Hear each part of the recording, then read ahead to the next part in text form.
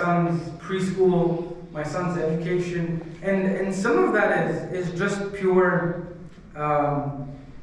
overkill.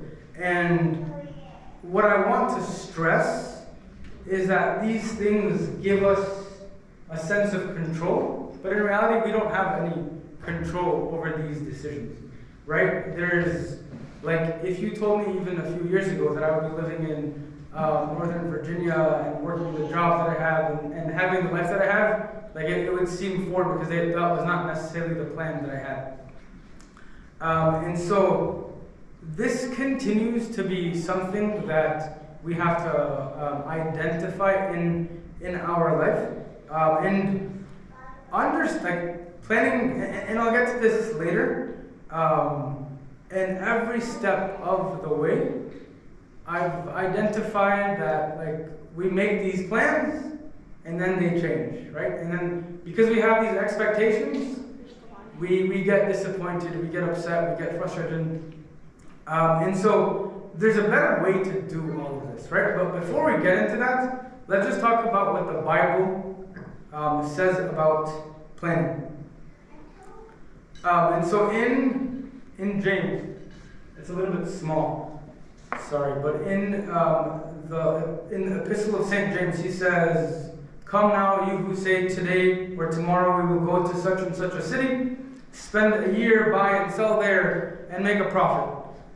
Whereas you do not know what will happen today, what will happen tomorrow. Instead, you ought to say, if the Lord wills, we will live and do this or do that."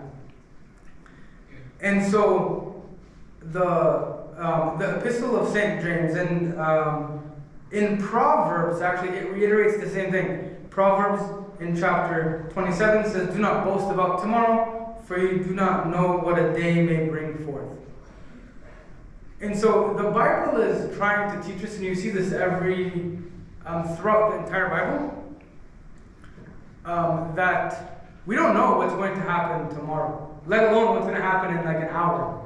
And so the Bible is trying to encourage us not to avoid planning, but to make sure that God is in the midst of our plan, that we actually ask God to bless our plans. And so I was thinking as I was preparing for this talk, and this is something that I continue to struggle with personally.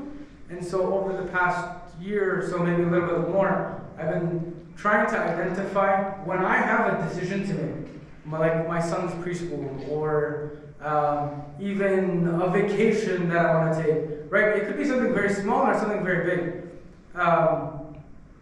When was the last time that I stopped and I asked for God to bless my plan, to guide my plan, before I took action, right? And I think that's the change in the mindset.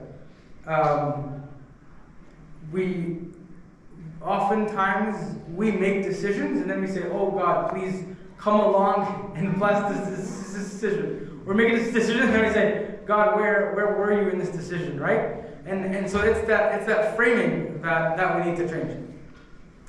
And St. John Chrysostom then comments on that verse in St. James, and he says that James is not trying to take away our freedom to decide, right?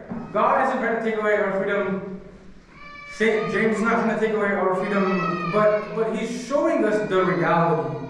He's showing us that it's not just what we want that matters, but rather that we need God's grace in order to complement our own efforts, and not to rely on them, but on God's love for us, right? And so there's something greater that we are called to do. It's not just, like, you have the freedom to do whatever you want, but at the end of the day, we have to bring God into the picture. And there was a story about like this very saintly priest that even when he woke up in the morning, or this saintly person, even when he woke up in the morning, he would open his closet to pick out his clothes, and he would say, "Oh God, like bless whatever outfit that I wear." Right? It sounds kind of silly, but that's what the Bible is encouraging us to do, and bring God along in every step of the way.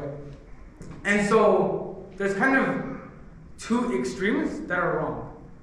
The one extreme is fatalism, where I do nothing, whatever I do is useless because God is in control, and like what I want, I don't have any freedom. It doesn't matter what I do, this or that, whatever God wants will happen. That's the wrong extreme, that's called fatalism. The other one is this self-reliance, which is I'm going to make all the decisions by myself, and I don't necessarily